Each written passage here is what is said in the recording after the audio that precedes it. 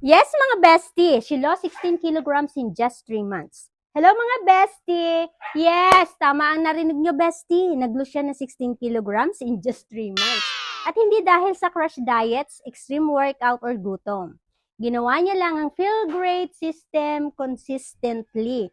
Nag-fasting, uminom ng yerba mate every morning, gumamit ng fiber matrix bago kumain, and most importantly, nagtiwala sa process. Hindi siya instant, pero every week may improvement.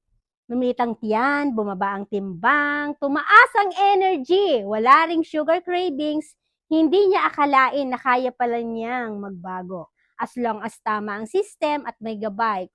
Kung dati feeling hopeless, ngayon mas masaya na siya sa katawan niya, mas healthy, mas confident at mas alive. Kung gusto mo ring magbawas ng timbang naturally and safe, comment the word confidence para masimulan mo na rin ang transformation mo.